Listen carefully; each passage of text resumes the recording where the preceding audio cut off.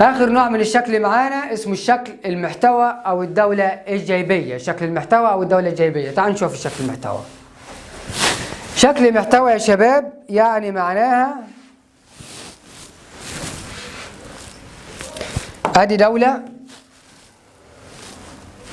تمام، وبداخلها دولة تانية. دي دولة ودي دولة تانية.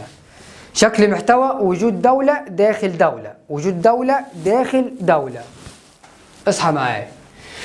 هي الدولة التي تقع داخل دولة أخرى ولا يمكن الوصول إلا بالمرور في أراضي الدولة المطوقة لها.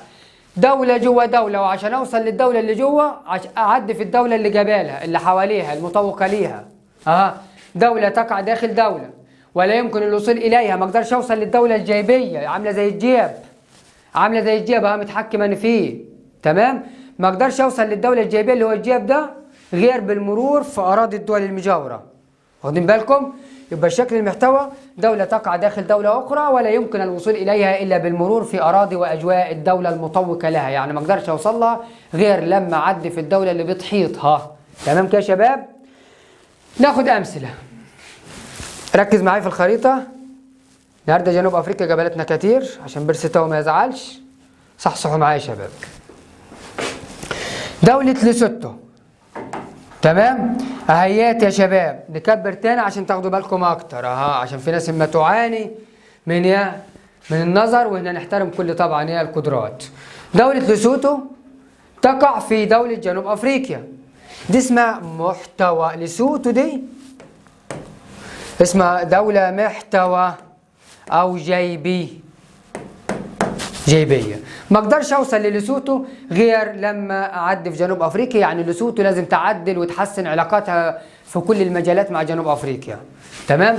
مثلا يا شباب تاني في ناس تاني برضو بتسأل على الفاتيكان.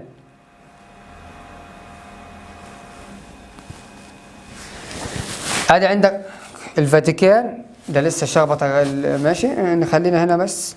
الفاتيكان ادي دولة الفاتيكان في ايطاليا. الفاتيكان بخط حلو عشان تشوفها كويس كمان. دولة الفاتيكان عاملة زي ليسوتو، مالها جيبية بكل بساطة. طب تعال ناخد مثال حلو.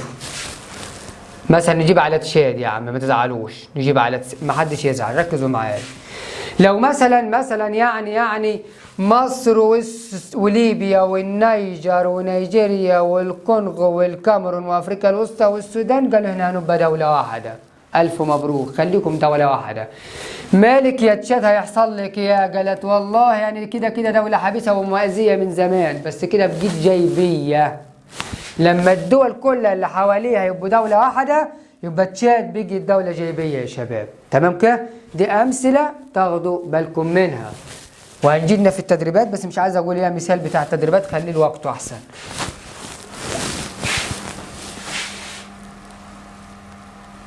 قال لك يجعل الدولة طبعا لما تكون محتواه ليسوتو وجنوب افريقيا يا شباب. قال لك يجعل الدولة تابعة للدولة اللي تحيطها طبعا، وده بيخليك انت تتابعها في كل سياسة سواء داخلية او خارجية.